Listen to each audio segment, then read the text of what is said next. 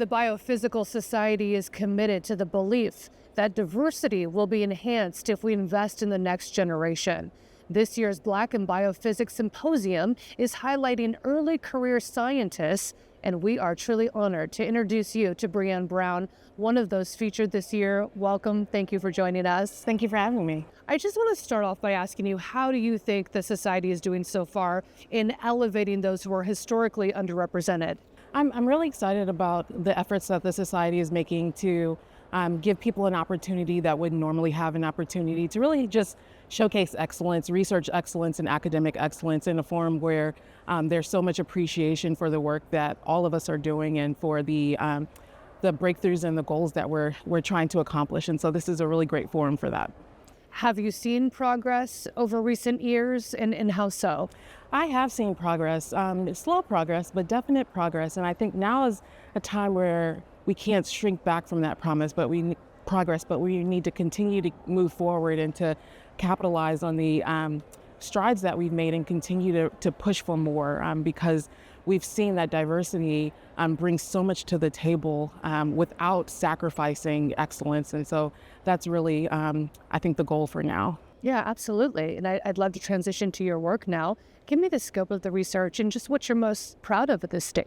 Yeah, so my lab is interested in looking at how proteins assemble, protein folding, and protein structure to really illuminate what needs to happen in the cell for things to go right, so that we can know how things are perturbed when you have a certain disease state. And so we're really excited to understand right now how this works in the context of heme biosynthesis, because heme is a molecule that's used by nearly all organisms. And, we know it a lot in its role as the oxygen carrying moiety of hemoglobin, but it does so many things in the cell.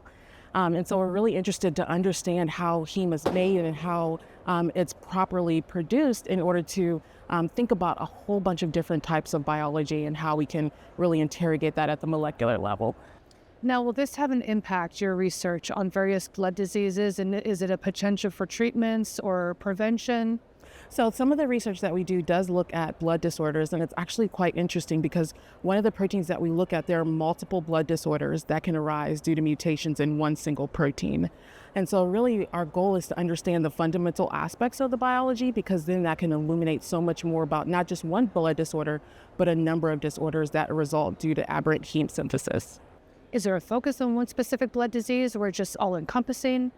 So the diseases specifically that we looked at are two rare disorders. They're X-linked diseases, both anemia and a porphyria. So it's two sides of the coin, where you can have too much heme produced or not enough heme produced. And so it's really tricky, but it's also highlights how you need just that fine level or that regulated level of heme in order to have proper health. And so specifically, those are the diseases that we looked at, but we think that this is a framework that could be applied to multiple different systems, not just heme biosynthesis. Wonderful. So how you're being highlighted here at BPS annual meeting. How does that feel? Surreal. It feels very surreal. It's an honor, definitely. This is a society and a community that I've watched since the beginning of my career, and to be here and giving a talk at this meeting is very surreal, but definitely an honor and a privilege, and I'm excited for the feedback that I'll get. Well deserved, and thank you for being here. We really appreciate it. My pleasure.